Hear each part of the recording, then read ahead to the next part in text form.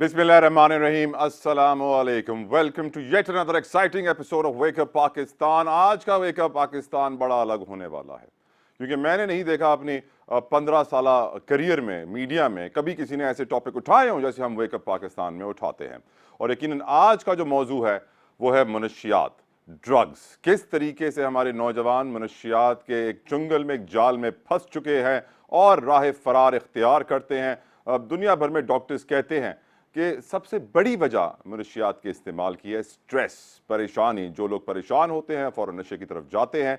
लेकिन इस प्रोग्राम को बाकायदा आगाज़ करने से पहले मैं एक डिस्क्लेमर ज़रूर देना चाहूँगा कि यकीनन इस प्रोग्राम का मकसद लोगों में अवेयरनेस क्रिएट करना है, ये मैसेज यूथ तक पहुंचाना है कि ये एक जाल है, ये एक ट्रैप है जिसमें आपको फंसाया जा रहा है और आपने खुद इस जाल से बचना है और अपनी हिफाजत करनी है, पाकिस्तान की और पाकिस्तान के मुस्तकबिल की हिफाजत करनी है।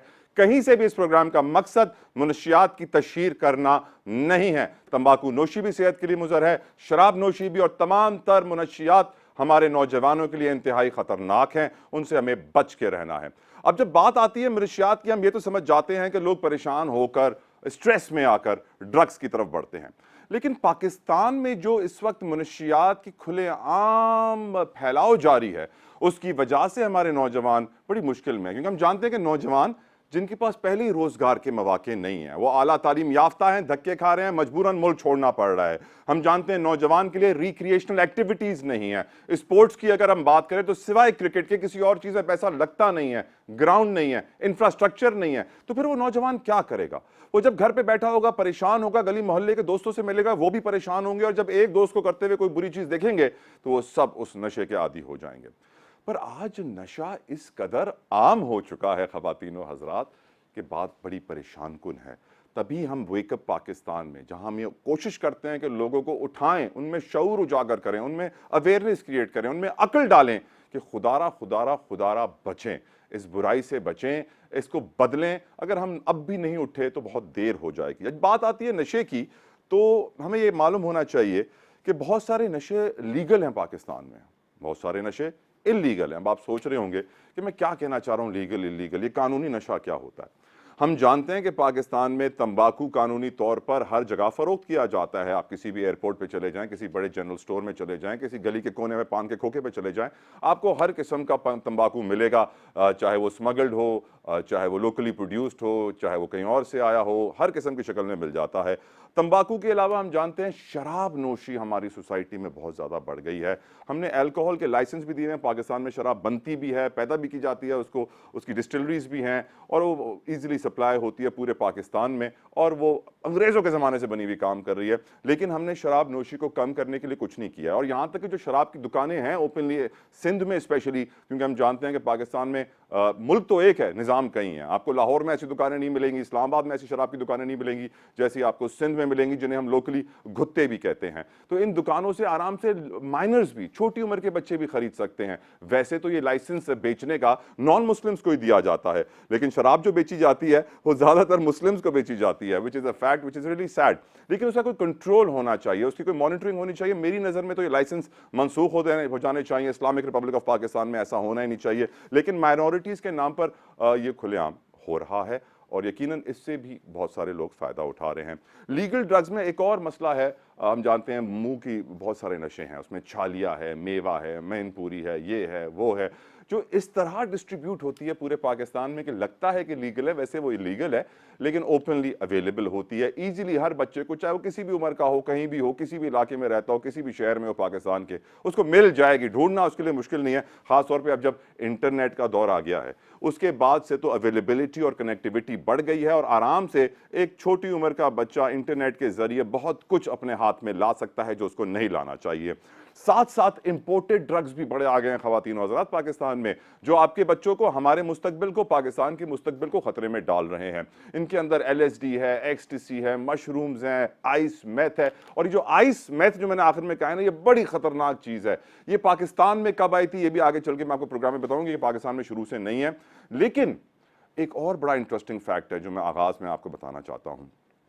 आज भी पाकिस्तान में चर्स को एक बहुत बुरा पौधा समझा जाता है और बहुत बुरा नशा समझा जाता है, लेकिन दुनिया भर में इस पौधे के जरिए मेडिसिन्स बनाई जा रही हैं, बहुत सारी बीमारियों का इलाज किया जा रहा है। कनाडा ने इसको कई साल पहले लीगल किया, पहले साल $6 अरब कमाए, फिर $12 अरब कमाए, अब वो अरबों डॉलर कमाए जा रहे हैं इस इंडस्ट्री से। और doctors cancer, sugar, Alzheimer, arthritis, 50 से ऊपर बीमारियों के लिए ये दवाई लिख कर दे रहे हैं अपने पेशेंट्स को, कनाडा में, अमेरिका की कई रियासतों में, यूरोप के कई ममालिक में। अब पाकिस्तान में इसकी एक बहुत बड़ी इंडस्ट्री है। इमरान खान साहब की हुकूमत में ये बात हुई थी कि इसको मेडिसिन पर्पस के लिए अलाउ करना चाहिए, लीगल करना चाहिए, लाइसेंस देने चाहिए। फार्मास्यूटिकल कंपनियां लाइन में खड़ी भी हो गई थी लाइसेंस लेने के लिए, लेकिन सैडली वो लाइसेंस कभी नहीं मिला, ना वो बात आगे पहुंची। लेकिन आज के प्रोग्राम की एक और इंटरेस्टिंग बात मैं आपको बताऊं कि हमारे पास ऐसे पेशेंट्स भी होंगे, क्योंकि चलिए लीगली तो मेडिसिन के लिए मैरिजुआना को, वीट को, हैश को अलाउ नहीं किया गया पाकिस्तान में, दुनिया भर में तो तरक्की याफ्ता ममालिक तो कर रहे हैं, लेकिन कुछ लोकल्स ऐसे हैं जो कि फी सबीलिल्लाह इस पौधे का तेल निकाल रहे हैं और पेशेंट्स को बांट रहे हैं विदाउट चार्जिंग देम एनीथिंग। उन्होंने मुझे इजाजत नहीं दी कि उनकी आइडेंटिटी रिवील करूं मैं यहां पे, वरना जरूर करता। वो क्योंकि अल्लाह को राजी करने के लिए काम कर रहे हैं, लोगों का इलाज करने के लिए काम कर रहे हैं। उनकी फैमिली में भी खुद ऐसे पेशेंट्स आ गए थे, उनको जरूरत पड़ी और फिर अपनी फैमिली के पेशेंट्स को उन्होंने वो तेल देना शुरू किया, फिर दूसरे लोगों को देना शुरू किया। आज उनके पास 2000 से ज्यादा पेशेंट्स हैं। उनमें से कुछ पेशेंट्स हमारे साथ इस प्रोग्राम का हिस्सा थ्रू इंटरनेट, थ्रू टेलीफोन हमारा हिस्सा बनेंगे और हम उनके एक्सपीरियंस भी आपके सामने रखेंगे कि कितने ऐसे मरीज हैं जो कई महीनों तक बिस्तरे मर्ग पर पड़े रहे, कि डॉक्टर्स ने जवाब दे दिया कि भाई ये मर जाएगा, और फिर उसको चर्च के पौधे का तेल पिलाया गया, उसकी जड़ी बूटी का तेल पिलाया गया, तो फिर उसने रिकवर करना शुरू कर दिया। बिलीव इट और नॉट, आपको ये हैरानगी लगेगी, इस बात को मानना मुश्किल होगा, लेकिन दुनिया भर में ये बात आम हो चुकी है।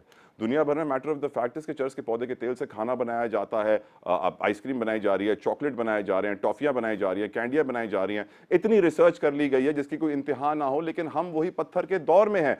सैडली हम वेकअप पाकिस्तान में आज जो अवेयरनेस क्रिएट करेंगे उसका मकसद यही है कि एक तो वे फॉरवर्ड बनाया जाए, बताया जाए, दिखाया जाए कि किस तरीके से पाकिस्तान को इस दलदल से निकालना है, और ये रिकग्नाइज किया जाए कि हम कितने दलदल में फंस गए हैं। क्योंकि सैडली हम आंखें बंद कर लेते हैं कि अगर हमारे बच्चे में कोई बुराई है तो किसी को पता ना चले, अगर बुराई सबको मालूम पड़ गई तो हमारे बच्चे का मुस्तकबिल खराब हो जाएगा, दाग लग जाएगा। खुदा ऐसी सोच ना सोचें, पाकिस्तान को बदलें, अपने मुस्तकबिल को बचाएं, नौजवानों को बचाएं। और आज मेरे साथ बड़ा एक खास पैनल भी मौजूद है, इसमें बहुत सारे डॉक्टर्स भी हैं और बड़े कमाल लोग भी हैं। हमारे साथ मौजूद हैं डॉक्टर जलाल हाशमी साहब, जो कि इस वक्त कराची के सबसे बड़े पागल खाने को हेड भी कर रहे हैं और आप फी सबीलिल्लाह उनका वहाँ काम भी कर रहे हैं। बहुत सारे पेशेंट्स हैं और लाइन में कोई 700-800 पेशेंट खड़े हुए हैं कि जैसे जगह बने तो वो उनका एडमिशन वहाँ पर करें। हमारे साथ जमील अहमद साहब होंगे जो कि एक्स एडिशनल आईजी सिंध है। यकीनन फोर्सेस का बड़ा किरदार है, क्योंकि ड्रग कंट्रोल करना भी एक बहुत बड़ा मसला बन चुका है पाकिस्तान के लिए, कि किस तरीके से हम इस मुनशियात के जिन को काबू करें जो इस वक्त बेकाबू है, पूरे पाकिस्तान में फैला हुआ है। डॉक्टर मोहम्मद अहमद अब्दुल्ला साहब हमें ज्वाइन करेंगे, आप पब्लिक हेल्थ एसोसिएट प्रोफेसर हैं, पब्लिक हेल्थ और फैमिली मेडिसिन के, thank you so very much. और अमीन गुलाम अली साहब और सना, जो दो पेशेंट्स हैं, वो भी हमें ज्वाइन करेंगे। अब प्रोग्राम में शामिल करेंगे एक रिपोर्ट। सिंध हुकूमत ने रिसेंटली एक रिहैब सेंटर कराची में उसका इफ्तिताह किया है, उसने काम शुरू कर दिया है। कैसा काम कर रहा है, क्या काम कर रहा है, जानने के लिए देखिए रिपोर्ट।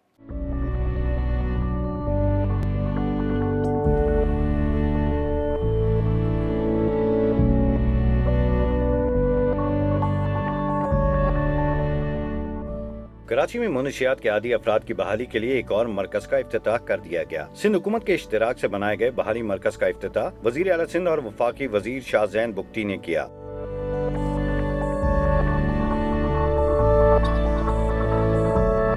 जो ड्रग एडिक्ट्स हैं उनको सब्स्टिट्यूट थेरेपी दी जाए और स्लोली टेपर ऑफ किया जाए ताकि वो इस चीज से निकल सके।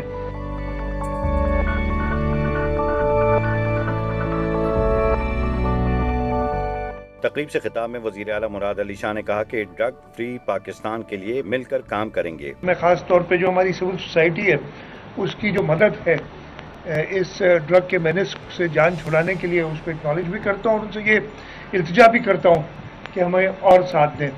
आपकी जो इनिशिएटिव है, हमारी कोऑपरेशन बिल्कुल साथ रहेगी और हम इंशाल्लाह ताला साथ मिलके इसका मज़ीद इस मेनेस का मुकाबला करेंगे और ये वाव करते हैं कि इंशाल्लाह ताला हम एक ड्रग फ्री पाकिस्तान बनाएंगे। वफाकी वजीर इंसदाद मनशियात शाहजैन बुख्ती ने बताया कि नौउमर और स्कूल्स के तलबा भी नशे के आदी बन रहे हैं। सिंध हुकूमत ने ऐलान किया कि कराची में नशे के आदी अफराद के इलाज के लिए 500 बिस्तरों के अस्पताल की तामीर में मुकम्मल मुआवनत करेंगे।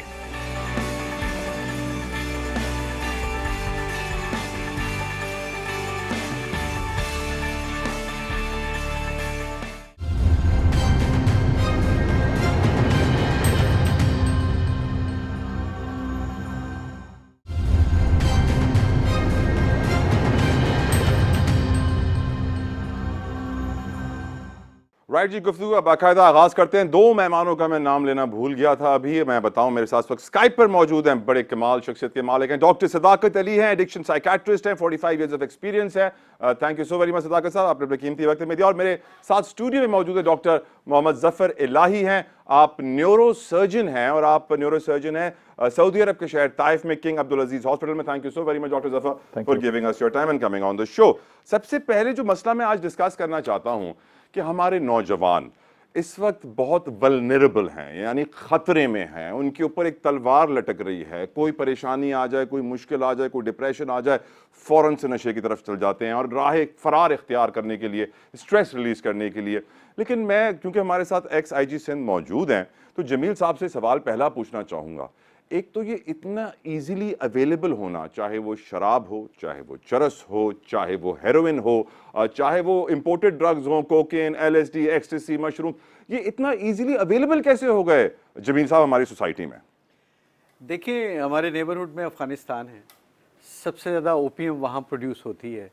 ओपियम से ही डिफरेंट किस्म की ड्रग्स बनती हैं और जो सबसे बड़ा ट्रेड रूट है वो पाकिस्तान में से होके फिर ईरान और यूरोप और फिर अमेरिका तक जाता है। तो अफ़गानिस्तान के जो हालात रहे हैं वो आपके बखूबी इल्म में हैं और हमारे बॉर्डर्स बड़े रगेड और पोरस रहे हैं। अभी तो काफ़ी हद तक फेंसिंग हो गई है, लेकिन फिर भी ये सेंचुरीज ओल्ड एक ट्रेड है या स्मगलिंग है, एक ट्रैफिकिंग है और ये सिलसिला जारी है और इसमें बहुत बड़ी अमाउंट्स इन्वॉल्व हैं। Narco money is big money, billions of dollars, one of the biggest in the world. Arms industry, pharmaceutical, narco, ये बहुत बड़े बिजनेसेस कह लें अगर आप, तो एवरीबडी हैज़ अ प्राइस। तो narco money is so big कि दे कैन बाय यू और दे कैन एलिमिनेट यू और यू नो। और फिर जब आप एक रूट बन जाते हैं the biggest in the world, आपका मुल्क के बीच में से वो सारी नार्कोटिक सब्सटेंसेस गुजरते हैं, तो फिर दाएं बाएं भी तो जाएंगे ना जी, जी हाँ। लोकल कंजम्पशन भी तो होगी। अच्छा, आपने कहा दे कैन बाय यू, तो क्या हमारे सिस्टम में ऑफिसर्स को बाय करना, do you think is an easy task और डिफिकल्ट टास्क? मुश्किल काम है, आसान काम है? इट वेरीज system को फ्रॉम buy करना। Individual to individual. ऐसे लोग भी हैं जो इनकार कर Majority देते की हैं, बात करें जिनको जमील साहब, majority। अप्रोच करने की हिम्मत ही नहीं होती, बट नेशनल लेवल पे they find the right guys और वो टेंटिकल्स जो ऑन ग्राउंड एक्चुअली होते हैं फिजिकली, वो उन पे फोकस करते हैं और फिर एक विन विन सिचुएशन बन जाती है। उनकी ड्रग यानी इनको रोकना पकड़ना नामुमकिन है फिर तो। How could it pass through the entire length and breadth of Pakistan? वह कोई कनाइवेंस है ना जी, कोई कॉम्प्लिसिट है ना। और सर अब तो डार्क वेब के जरिए वो आप ऑनलाइन ऑर्डर करें और घर पे डिलीवर भी हो जाता है जमील साहब। अब तो खैर हर चीज कोरोना पेंडेमिक में घर पे ही डिलीवर होनी शुरू हो गई।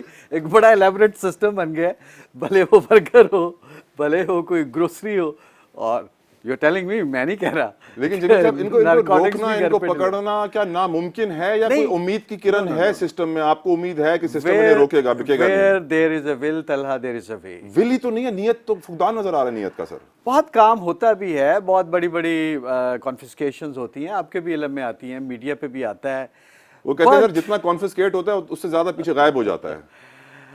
हाँ, ये भी होता है, सारी होता है। दुनिया में अब होता है। अल्हम्दुलिल्लाह जमील साहब क्योंकि एक रिटायर्ड ऑफिसर हैं तो आज वो खुल के सब कुछ बोल रहे हैं, लेकिन जब वो फोर्स पे थे, ऑन ड्यूटी थे, तो ऑफ कोर्स लिमिटेशंस थी, रिस्ट्रिक्शंस थी, but I am really happy Jameel साहब कि अब आपने खुल के बातें बयान की हैं। You have to accept the realities. You have to कितना accept ignore the करेंगे, disease, कितना the deny करेंगे? menace. Otherwise you can't treat it. आप इलाज नहीं कर सकते ना जब तक आप एक बीमारी के होने को तस्लीम ही नहीं करते, उसका इलाज कैसे आप करेंगे? अग्रीड। डॉक्टर जलाल, आप माशाल्लाह से बड़े काम के, बड़े एक्सपीरियंस है आपके पास माशाल्लाह से, 50 साल से ऊपर का पूरी दुनिया में आपने काम किया है और अब आप कहते हैं कि मैं पाकिस्तान की खिदमत करना चाहता हूँ, और आप इतना बड़ा रिहैब सेंटर लीड कर रहे हैं शेड फाउंडेशन के नाम से, विच ही क्लेम्स कराची का सबसे बड़ा है। अब मेरा ये सवाल आपसे जलाल साहब ये है कि जो इस वक्त नौजवानों की साइकी है, आप इतने बड़े साइकेट्रिस्ट हैं जलाल साहब, ये क्या है? अब इस साइकी को हम कैसे बचाएं? दिमागी अमराज में उन्हें डूबने से कैसे बचाएं जलाल हाशमी साहब? देखिए, मुझे यहाँ आने से पहले बिल्कुल नहीं था कि डॉक्टर सदाकत साहब भी हमारे प्रोग्राम में शरीक होंगे। उनके सामने कोई बात करना सूरज को चिराग दिखलाना है, क्योंकि जितना उनका तजुर्बा है और जितना, बल्कि हमारे मेंटोर हैं एक तरह से वो, ठीक। और पाकिस्तान में ड्रग एडिक्शन के इलाज में वो पायनियर है माशाल्लाह। हाँ, जो आई डू एडमिट इट। ठीक, अब मेरे सवाल का जवाब दे, फिर मैं फौरन उनके पास चला जाऊंगा। जी जी जी, वो अच्छा, तो बात ये कि आपका सवाल क्या था? मैं नौजवानों को किस तरह बचाएं? ये तो एक जाल बिछा हुआ है पूरे मुल्क में, ना उनको नौकरी मिल रही है, ना उनको खेलने के मौके मिल रहे हैं, ना रिक्रिएशनल एक्टिविटीज हैं, स्ट्रेस में, डिप्रेस्ड हैं, फ्रस्ट्रेटेड हैं। क्या करें, किस तरह बचाएं उन्हें? नौजवानों को बचाने के लिए नौजवानों की तरबियत में बहुत ज़्यादा हमें फुकदान नज़र आता है वालिदैन की तरफ से, नंबर वन। ठीक। अनफॉर्चुनेटली अगर आजकल हम देखें तो 2 साल 3 साल 3.5 साल का बच्चा जब सेरेलैक नहीं खाता तो माँ उसके आगे यूट्यूब की म्यूज़िक लगाती है और मोबाइल फ़ोन रखती है और बच्चा खाना शुरू कर देता है। ठीक। वो उसको कंडीशनिंग कर, उसके साथ मुताबिकत हो जाती है जब तक वो उसके बाद दोबारा जब वो नहीं आता मोबाइल फ़ोन, जब तक वो खाना नहीं खाता। अच्छा, मैं अपने व्यूअर्स को यह बताना चाहूँगा कि जो डॉक्टर हाशमी से मेरी पहले बात हो रही थी ब्रेक के दौरान, जब प्रोग्राम शुरू होने से पहले, तो उन्होंने मुझे बताया कि एक और नशा है तला जिसका आपको बहुत ज़रूरी जिक्र करना है, वो है स्क्रीन्स, मोबाइल फ़ोन। ये उसी तरफ जा रहे हैं फिर डॉक्टर हाशमी साहब जी, जी। कि ये सबसे ख़तरनाक चीज़ है जो बच्चे से बचपन से ही, वो जब इन्फेंट एक होता है 2-3 महीनों का होता है, तब से नशा मिल जाता है। 2-3 महीने नहीं, हाँ, साल भर के सर बाद। देखिए ना, बेबी टीवी आप लोग बच्चों को लगा के देते हैं ना सेरेलैक खाने के लिए, उसमें टू म्यूजिक चल रही होती है, बच्चा डिस्ट्रैक्ट हो जाता है, तो वो इन्फेंट एज से ही शुरू हो जाता है। 2-3 महीने के बच्चे का ब्रेन इतना डेवलप नहीं होता कि वो उसको इंस्पायर कर सके, क्योंकि इंस्पिरेशन शुरू होती है 3 महीने के बाद। सर आजकल ऐसी बहुत सारी वीडियोस वायरल हैं हाशमी साहब, बच्चा पैदा होता है, उसके सामने स्क्रीन आती है और वो देख के यूं यूं मुस्कुराना उसकी शुरू हो वजह ये है जाता कि ड्यूरिंग द उसकी जो रहम मादर में जो उसकी मौजूदगी होती है, उस वक्त माँ ने अगर वो पर्टिकुलर म्यूज़िक सुनी होती तो वो उसके ब्रेन में फीड हो जाती। सुभान अल्लाह, क्या बात कही है डॉक्टर हाशमी साहब ने, बड़ी खूबसूरत बात कही है कि जब बच्चा माँ के पेट में होता है तो परवरिश वहीं से शुरू हो जाती है, और माँ जो भी अमल करती है, सुनती है, खाती है, देखती है, उसका बच्चे की तरफ जाता है। परवरिश की वो मिसाल आप नहीं दे सके, सब यह कहते हम उस सब कर सकते हैं कि जेनेटिक लर्निंग होती है। जेनेटिक लर्निंग जो वालिदैन के जब ज़ाइगोट बच्चा का बनता है, या जिसे हम कहते हैं नुत्फ़ा वजूद में आता है रहम मादर में, उस वक्त डीएनए के थ्रू, जेनेटिक मेकअप के थ्रू वालिदैन की खुसूसियात बच्चे में आ जाती हैं। इजाज़त दे तो मैं आपको मिसाल दूं यहाँ पे, शेख अब्दुल कादिर जीलानी रज़ी अल्लाह ताला अन्हु, गौसे आज़म गौसुल सकलैन, हमारे मुर्शिद, वो अपने माँ के पेट से 17 पारे हिफ्ज़ करके आए थे, क्योंकि वालिदा मोहतरमा रहमतुल्लाह अलैह सलामुल्लाह अलैह, उनको 17 पारे ही हिफ्ज़ थे, तो मुसलसल वो उसकी तिलावत करती थी, और बच्चा जब पैदा हुआ, जब मदरसे गया तो 18वें पारे से उन्होंने हिफ्ज़ करना शुरू किया। तो ये वाज़ेह हो जाता है कि माँ के पेट से पारे शुरू हो जाती है। डॉक्टर सदाकत की तरफ जाना चाहता हूँ। डॉक्टर सदाकत, जैसा कि डॉक्टर हाशमी ने हमें बताया कि आप सारे साइकेट्रिस्ट के पाकिस्तान में जितने भी हैं तकरीबन उस्ताद हैं, और आप लीडर हैं, उनके मेंटोर हैं। मैं आपसे पूछूंगा, as an addiction psychiatrist at such a senior level, Pakistan इस वक्त किस स्टेज पे खड़ा है? हमारी यूथ किस डायरेक्शन में जा रही है? डॉक्टर सदाकत अली। मैं पहले तो सबका शुक्रगुजार हूँ, मेरी इज्जत अफजाई जो उन्होंने की।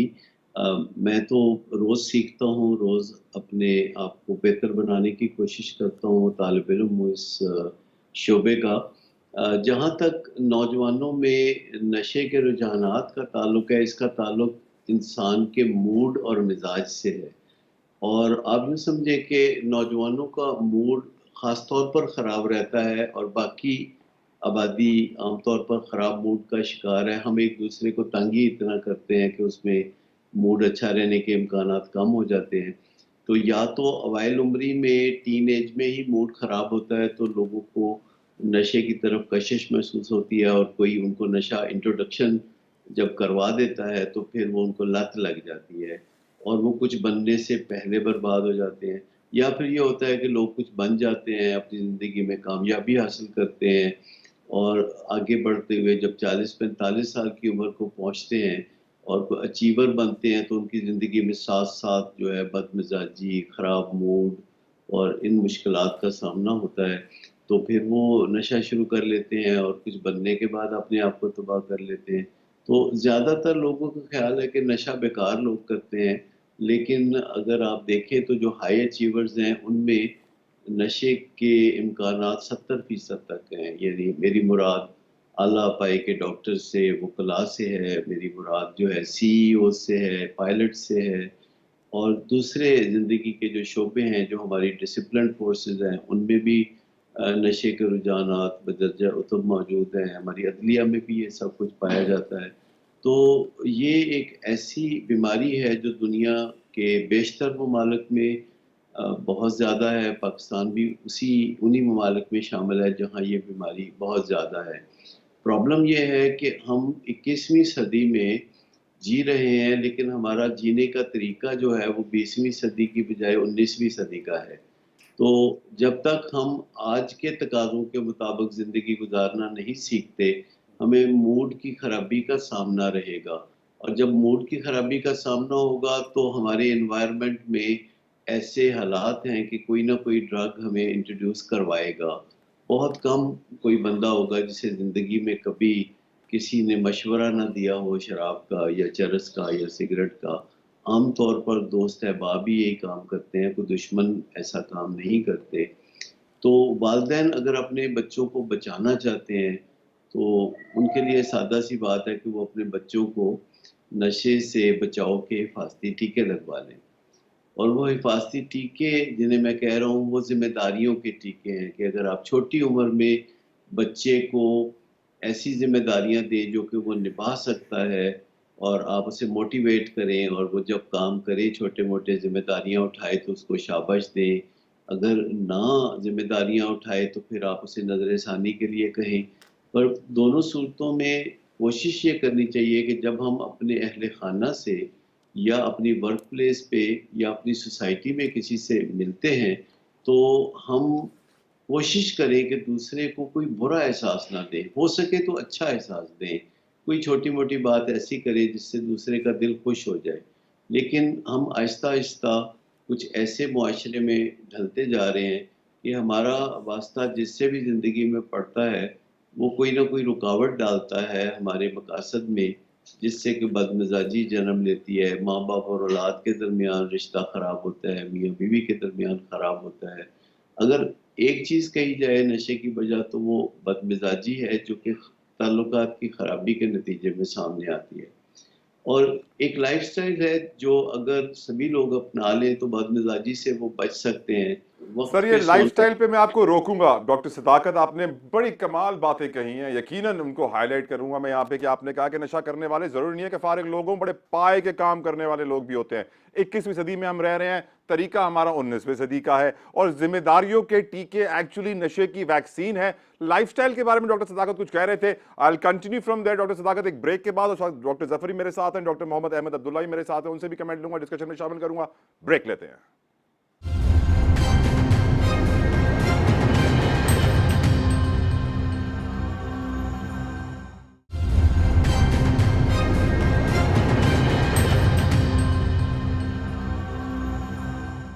Welcome back to wake up Pakistan. बात हो रही है आज मुनशियात की, किस तरह नशा हमारे नौजवानों को तबाह बर्बाद कर रहा है और नौजवानों के लिए राह फरार एक ही है, मुनशियात। और ड्रग्स इजीली अवेलेबल हैं। तफसीलन हम सारी ड्रग्स को भी डिस्कस करेंगे आगे चल के, लेकिन इस वक्त मेरे साथ डॉक्टर सदाकत अली मौजूद है। ब्रेक से पहले डॉक्टर सदाकत अली ने बड़ी कमाल बातें कही हैं, मैं चाहूंगा कि वहीं से कंटिन्यू करें। डॉक्टर सदाकत, आप कुछ लाइफस्टाइल के बारे में बता रहे थे हमें। मैं बता रहा था कि जब तक हम वो स्किल्स नहीं सीखते जिनसे हम अपने ताल्लुकात को बेहतर बना सकें और ज़िंदगी के जो तकाज़े हैं 21वीं सदी के वो हम पूरे कर सकें, तब तक हम एक फ़ौरी तिब्बी इमदाद जिसे कहा जा सकता है अपने मूड और मिजाज की हिफाजत के लिए, वो मैं चंद बातें बता देता हूँ जो कि सारी बहुत आसान है और तकरीबन सारी की सारी मुफ्त है। पहली बात तो ये है कि जल्द सोना और जल्दी उठना। कोई बंदा जो रात 9-10 बजे तक सो जाता है और सुबह 5-6-7 बजे उठता है, उसको बदमिजाजी का सामना कभी भी नहीं होगा और आप उसे किसी नशे की तलब में तड़पता हुआ नहीं पाएंगे। दूसरा, एक्सरसाइज करना, जिसका मतलब है वॉक करना। एक्सरसाइज का मतलब कोई वजन उठाना या कोई पहलवानी करना नहीं है, बल्कि अगर आप 10,000 कदम सुबह से लेके शाम तक वक्फे वक्फे से पूरे कर लें, घर पे, घर के बाहर और काम की जगह, तो आपके मूड और मिजाज पे इससे बहुत अच्छा असर पड़ेगा। तीसरा, वालिदैन के साथ और फैमिली मेंबर्स और काम की जगह कॉलीग्स के साथ उलझने से गुरेज करें। मुख्तसर सादा सी बात करें, ड्रामाई अंदाज इख्तियार ना करें, ना किसी के लिए मुश्किलात पैदा करें, ना अपने लिए फिर उलझने बनाएं। और चौथी चीज़ है कि कुछ गोश्तखोरी से परहेज करके सब्जियां, दालें और फल और डेयरी प्रोडक्ट्स के ऊपर ज़्यादा भरोसा करें। सबसे ज़्यादा जो है दालें और सब्जियों को तरजीह दें, जो कि निस्बतन सस्ती होती हैं गोश्त के। तो ये 4 चीज़ें अगर कोई कर लेता है तो उसका 90% तक मूड की बदमिजाजी का मसला हल हो जाएगा, चाहे वो किसी भी पेशे से मुंसलिक हो, चाहे उसकी ज़िंदगी में मुश्किलात हों, चाहे उसकी ज़िंदगी में महंगाई की दिक्कत हो। तो ज़्यादातर ये 4 इक़दामात करने से राइट डॉक्टर साहब, आपका मूड बुनियादी तौर पर ठीक होगा। Well said, well said. इस इन 4 में बस एक चीज़ मैं ऐड कर दूंगा कि नमाज भी पढ़ें और कुरान पाक की तिलावत और तफसीर रोज़ाना पढ़ना शुरू कर दें। एक पेज पढ़ लें, बड़ी बड़ी मदद मिलेगी। खैर, गुफ्तगू में शामिल करेंगे डॉक्टर मोहम्मद अहमद अब्दुल्ला साहब को, स्काइप पे हमें ज्वाइन कर रहे हैं। डॉक्टर साहब, thank you very much.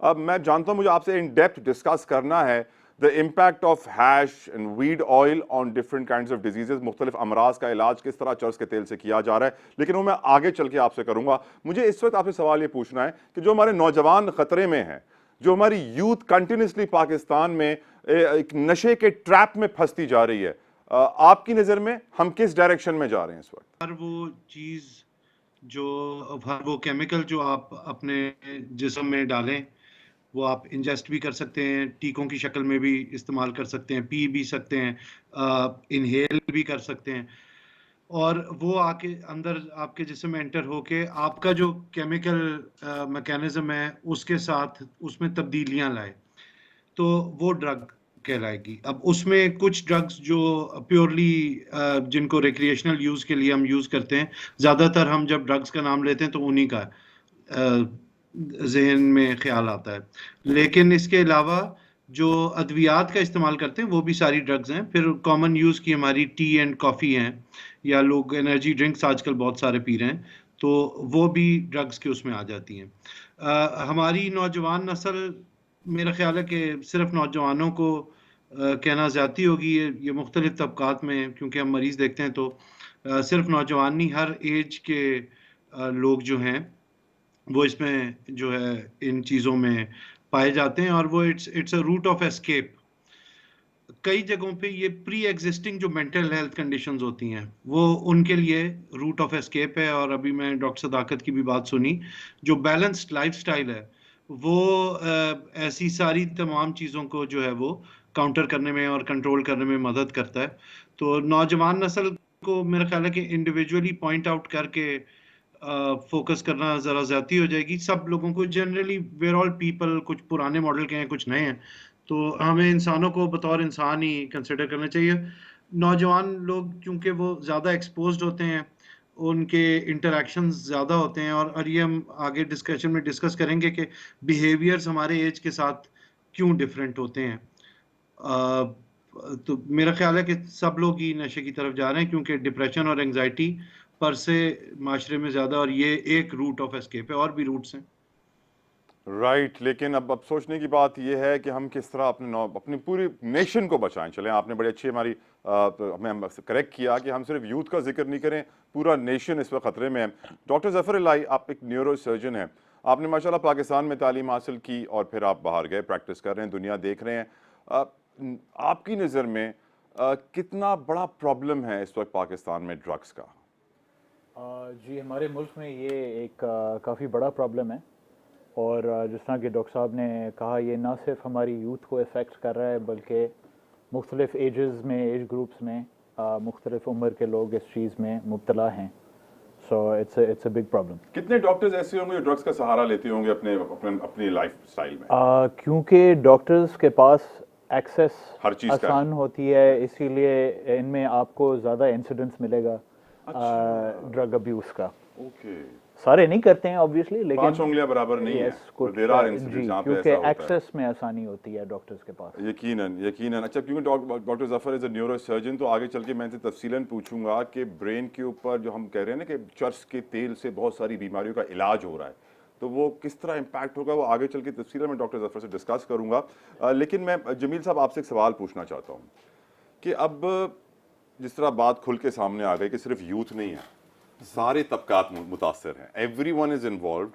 As a nation हम लोग नशे के आदी हो चुके हैं, चाहे वो चाय कॉफ़ी हो, चाहे वो कोई कैफीन वाली ड्रिंक हो, मावा मेनपूरी हो, चरस अफीम गांजा, या फिर cocaine LSD ecstasy mushroom. What is the way forward Jameel साहब, क्योंकि आपने इतनी बड़ी पोजीशन पे काम किया है जहाँ पे आप कंट्रोल करने की कोशिश कर रहे थे सिचुएशन को, आपकी नज़र में हम इस सिचुएशन को कंट्रोल अब कैसे करेंगे? देखिए, जब तक किसी भी चीज़ की डिमांड होती है उसकी सप्लाई बरकरार रहती है। जितनी बड़ी मर्जी लॉ इन्फोर्समेंट आपकी अपरेटस हो, वो उसको रोक नहीं सकती, वो उसमें से स्नीक इन कर जाती है। तो हमें डिमांड पे फोकस करना होगा, हमें देखना होगा वो वजूहात क्या हैं जिसकी वजह से, जैसे डॉक्टर सदाकत ने बताया कि ये सिर्फ नौजवानों का मसला नहीं है, ये बड़े बड़े टॉप पे डिफरेंट इंस्टीट्यूशंस के जो लोग लोगों का हैं, मसला भी है, वो भी कोई ना कोई ड्रग ले सकते हैं। तो मेरा ख्याल है हमें अपनी प्रायोरिटीज़ को ज़िंदगी में रीसेट करना पड़ेगा। मुझे नौजवानों के मसाइल तो नज़र आते हैं, मैं उनके साथ बड़ा इंटरेक्ट भी करता हूँ। अनएम्प्लॉयमेंट है, लोगों के पास कोई और कारोबार का भी जरिए नहीं, आजकल तो इंपोर्ट्स पे भी पाबंदी है, एक्सपोर्ट्स भी नीचे जा रहे हैं। कराची का ख़ास तौर पर इंफ्रास्ट्रक्चर बड़ा पुअर है, यहाँ एलियंस बहुत सारे आके रह रहे हैं, वो स्ट्रीट क्राइम में बहुत बुरी तरह इन्वॉल्व हैं, आप ना घर के अंदर सेफ़ हैं ना बाहर सेफ़ हैं। तो ये कितना आपके ऊपर प्रेशर डेवलप हो जाता है, स्ट्रेस। और जो नौजवान होते हैं वो फिर they want to fight back, वो रिएक्ट करते हैं।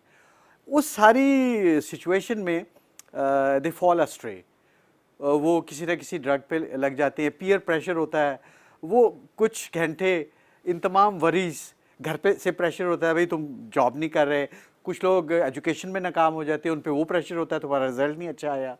फिर घर के अंदर इकोनॉमिक प्रॉब्लम्स भी होते हैं, किसी का बाप बीमार है, किसी की वालदा बीमार है, 100 मसले होते हैं। तो the easy way, the easiest way out is कि जो भी चीपेस्ट अवेलेबल आपके पास ड्रग है आप उसको यूज़ करें, और मुस्तकिल नहीं तो चंद घंटों के लिए तो उन फिक्रों से, उन टेंशन से, उन स्ट्रेस से आप निजात पाएं। तो we will have to look at the situation in a very dispassionate manner और सीरियसली। कंट्रोल करें पहले, नहीं, हमें उन मसाइल को ख़त्म करना होगा। हमें नौजवानों की एजुकेशन पे तवज्जो देनी होगी, उनके लिए हमें जॉब्स जनरेट करने होंगे, उनके लिए एक अच्छा माहौल भी तो पैदा करना होगा, उनके लिए फन और एंटरटेनमेंट के लिए कोई एवेन्यूज भी होने चाहिए। अच्छी बातें कर रहे हैं आप सर, लेकिन क्या कभी ये होगा? बाकी दुनिया में तो हुआ है। अब अगर हम फिजिकली, पाकिस्तान है 21वीं सदी में, और जैसे डॉक्टर सदाकत ने कहा हमारा लाइफस्टाइल 19वीं सदी का, चले 19 का नहीं 20 का है, हमें नौजवान नस्ल के एस्पिरेशंस पे गौर करना होगा। वो इस स्मार्टफोन की वजह से पूरी दुनिया से कनेक्टेड है, उन्हें पता है बाकी दुनिया किस तरह चलती है, वहाँ पे क्या फैसिलिटीज़ हैं, कितने उनके पास ऑप्शंस हैं, तो वो डिप्रेशन का शिकार हो जाते हैं। आप छोड़ दें यूरोप को, अमेरिका को, कनाडा को, ऑस्ट्रेलिया को, आप साउथ एशिया में ही देख लें, हमारी करेंसी इस वक्त पूरेस्ट परफॉर्मिंग है पूरी दुनिया में, और डॉलर का को भी छोड़ दिया, सारे पाकिस्तानियों को, श्रीलंका को भी पीछे छोड़ दिया है। और फिर हमारे यहाँ दुनिया में लोग कह रहे हैं 2 रुपए का आदमी है पाकिस्तानी। तो देखिए ना, कोई हमारे स्टार्टअप्स नहीं कामयाब हो रहे, अब तो लोगों ने करना ही छोड़ दिया है। नौजवान करें क्या, किधर से पैसे कमाएं? इकोनॉमिकल सोशल क्राइसिस का हम शिकार हैं। पॉलिटिक्स इतनी गंदी हो गई आज, देखें सर, इतनी टेंशन है, मतलब लिटरली लोग एक दूसरे को गालियां निकाल रहे हैं। कन्फ्रंटेशन की सियासत, मारो या मर जाओ, जलाओ या घेराओ, यानी बात नहीं करनी, जाती दुश्मनी बना ली, हालांकि ऐसे पहले नहीं होता था। हाशमी साहब ये बताइए कि यकीनन अब आपके पास भी बहुत सारे इश्यूज, पेशेंट्स आते हैं, नौजवान भी हैं, बड़ी एज के भी हैं। एक डिस्कशन हमेशा से की जाती है कि पाकिस्तान में ड्रग यूजेज इतना बड़ा प्रॉब्लम नहीं है जितना ड्रग अब्यूजिंग है, कि इन लोगों को मालूम ही नहीं है कि हद क्या होती है। मौला कायनात, मुश्किल कुशा, शेर खुदा, फातिह खैबर, हैदर कर्रार, हजरत अली इब्न अबी तालिब अलैहिस्सलाम से पूछा गया कि जहर क्या है, तो उनका हर वो चीज़ जो हद से बढ़ जाए वो जहर है। और हमारे यहाँ लोग नशा आवर चीज़ें इस हद तक कर जाते हैं हाशमी साहब कि स्काई इज द लिमिट, परवाही नहीं होती है कि हम मर जाएंगे, हमें ओवरडोज हो जाएगा, इतना करो जैसे कल है ही नहीं। क्या आपको ऐसे पेशेंट्स मिलते हैं? सर बात ये है कि इसके लिए टेक्निकल नॉलेज हमें चाहिए कि एक्चुअली एडिक्शन है क्या। ओके, ठीक, हम बहुत देर से बात कर रहे थे नशे का, जिसको हम अंग्रेजी में कहते हैं एडिक्शन। ठीक, एडिक्शन के लिए मस्ट है, चाहे आप गूगल पे चले जाएं या बरतानिया की डिक्शनरी पे चले जाएं, टेक्निकल चीज़ों के अलावा कहते हैं कि जी compulsive violation of norms with bad consequences. सवाल ये है कि मुश्किल जब अंग्रेजी कहिए, समझाइए भी थोड़ा सा। जब हम समाजी, माशरती, अखलाक़ी, घरेलू, ख़ानदानी या मजहबी अक़दार की पामाली करते हैं और उसकी वजह से कुछ गलत नताइज को हम फेस करते हैं, उसे हम एडिक्शन कहते हैं। ओके, ठीक है। ठीक है। तो एडिक्शन के लिए ज़रूरी है कि बैड कॉन्सिक्वेंसेस बहुत ज़रूरी है। इसीलिए अगर परसेंटेज और टेक्निकलिटीज़ बताती हैं कि अगर 100 लोग शराब पिएंगे तो सिर्फ उनमें 10% एवरेज ऐसे होंगे जिनको बैड कॉन्सिक्वेंसेस का सामना होगा, जिनके ऊपर बुराई आएगी, जिनके ऊपर बुराई आएगी, यानी गाड़ी लग जाएगी, जो भी है बैड नुकसान हो जाएगा। चलें ठीक है, 90% के साथ नहीं होगा, वो यूज़र कहलाते हैं। वो यूजर कहलाते इसी तरह मुख्तलिफ अद्वियात की मुख्तलिफ परसेंटेज है।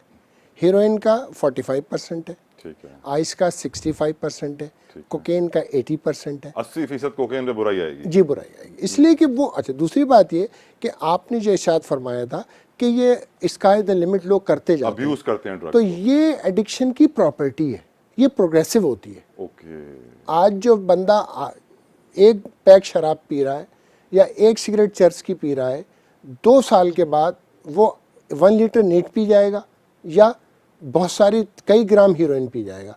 ये बीमारी का हिस्सा है। इसमें मरीज का ये वो law of marginal utility diminishing returns, वो जितना आप करते जाओगे उतना आपको कम मजा आएगा और आप ज्यादा जी, करना जी, शुरू जिसको हो हम कहते जाओगे। हैं टॉलरेंस बढ़ता जाता है। टॉलरेंस बढ़ता जाता है जी, टॉलरेंस बढ़ता जाता है और हम ज़्यादा से ज़्यादा लेके उसको हम फिर वो करते हैं। तो इसमें किसी के इस्तेमाल पे कोई वो नहीं है, लेकिन ये कि चूँकि ये बीमारी का हिस्सा है, प्रोग्रेसिव है, क्रॉनिक है। अच्छा, एक चीज़ मैं आपको बता दूँ, नशा जो है, नशे की बीमारी को अभी तक जो हम डिस्कस नहीं किया गया और बहुत कम लोग इस पर डिस्कस करते हैं। मैं सर के सामने नहीं बोल रहा हूँ, लेकिन ये कि सदाकत साहब को तो ज़ाहिर है मैं सर कहूँगा। सर को हमने राजी किया हुआ है, आप बोले ना। जल्दी बोले सर, ब्रेक करीब आ रही है। सर बात ये है कि पहले हमें ये देखना है कि ये एडिक्शन जो है ये प्राइमरी है या सेकेंडरी है, जो हम देखते हैं। ओके, प्राइमरी एडिक्शन में जेनेटिक प्रीडिस्पोजिशन चाहिए आपको, जुनियाती तौर पर जीन्स में ट्रांसफर हो रहा है। ससेप्टेबिलिटी होनी ओके, ओके। चाहिए किसी पर्टिकुलर ड्रग को अट्रैक्ट करने की। यानी अब्बू शराब पीते थे तो बच्चे में भी जेनेटिकली आ सकता है। वो शराब पी सकेगा, हीरोइन नहीं पिएगा, ओके, क्योंकि उसमें ससेप्टेबिलिटी उसी जीन की है। ऑफ कोर्स, और परवरिश में घर का माहौल तो उसने देख ही लिया होगा। बात अच्छा एनवायरमेंटल एक्सपोजर है, चाहे पीयर प्रेशर हो, चाहे कोई और मसला हो। सबसे ज़्यादा दुनिया में एडिक्शन होती पीयर प्रेशर से, ना स्ट्रेस से होती है ना किसी से होती है। पीयर प्रेशर से आपकी मुराद दोस्तों- यानी बॉस के दोस्तों साथ का पीनी है ताकि बॉस मुझे तरक्की दे। Boss is not peer, society, आपके मेरे दोस्त, मेरे जो यार, आपके हमउम्र दोस्त, मेरी संगत। ओके, हाँ, जो आप शाम में रात के खाने के बाद ठिये पे बैठ के उनसे बातें करते हैं। हम असर भी आपके दोस्त कैसे थे हाशमी साहब? मेरा दोस्त ही कोई नहीं था। मेरे वालिद ने मुझ पे इतना सख्त नज़र रखी थी कि मगरिब के बाद हमें इजाज़त नहीं थी कि घर से बाहर कदम निकाल सकें। अब हाशमी साहब ने अगेन जिस तरह इशारा किया है वो परवरिश का है। पेरेंट्स के ऊपर बड़ी जिम्मेदारी होती है कि वो अपने बच्चों पे नजर रखें, देखें वो किसके साथ उठ बैठ रहे हैं, क्या कर रहे हैं। अच्छा, इस प्रोग्राम के पहले हिस्से में हमने ओवरऑल जो डिस्कशन की है वो यही की है कि हम इस वक्त किस डायरेक्शन में जा रहे हैं, कहाँ खड़े हैं, कौन कौन से नशे हैं, क्या क्या मसाइल हैं, यूथ किस तरफ है, पूरी कौम कर रही है, बहुत सारे फैक्ट्स डिस्कस हुए हैं। पार्ट 1 का यहाँ पर इख्तिताम होता है। इख्तिताम पर मैं आपको ये बता दूं कि पार्ट 2 पार्ट 1 से ज्यादा इंटरेस्टिंग होगा, क्योंकि हम बात करेंगे किस तरीके से दुनिया चर से बीमारियों का इलाज कर रही है। हम अभी तक 19वीं सदी में बैठे हुए हैं। हम बात करेंगे कि जो केमिकल्स आ गए हमारी सोसाइटी में कोकेन, LSD, एक्सटेसी, पता नहीं कौन कौन से नशे आ गए हैं जो लेबोरेटरी में तैयार हो रहे हैं, इसका मेंटल इंपैक्ट क्या हो रहा है। क्योंकि ऑफ कोर्स यहाँ पर रिहैब पे बहुत सारे लोग हैं, पागल खाना भी चला रहे हैं, बहुत सारा कुछ हो रहा है। तो ये दिमागी बीमारियां, क्योंकि हम जानते हैं कि जब भी कोई पाकिस्तानी साइकेट्रिस्ट के पास जाता है तो पूरी सोसाइटी बोलती है दिमाग के डॉक्टर के पास जा रहा है, पागल हो गया है। तो यकीनन ये वो मिथ्स हैं, ये वो टैबूज हैं जिनको हम तोड़ेंगे आज के प्रोग्राम में।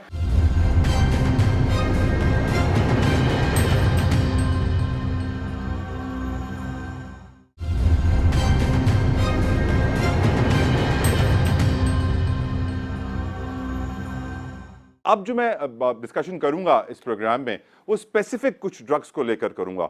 एक तो मुझे ये इशू डिस्कस करना है कि दुनिया भर में चरस के पौधे से 50 से ज्यादा बीमारियों का इलाज हो रहा है।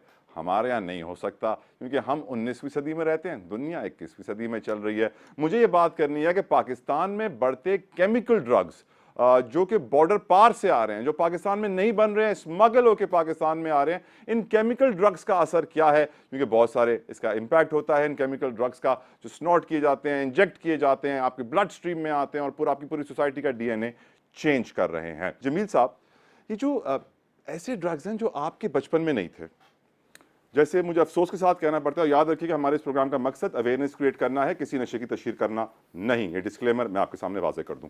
सर, कोकेन आज हमारी सोसाइटी में आम हो चुकी है, बच्चे बच्चे को मालूम है कोकेन क्या है, महंगा तरीन नशा है, कोई आम आदमी तो अफोर्ड कर नहीं सकता। लेकिन आप जहां भी जाएंगे, जिस भी दावत में जाएंगे, बड़े से बड़ा अफसर भी करता हुआ नजर आएगा, आपको ऐसे ऐसे बच्चे भी करते हुए नजर आएंगे कि आप हैरान हो जाएंगे कि यार इनकी तो उम्र है नहीं, ये क्या कर रहे हैं।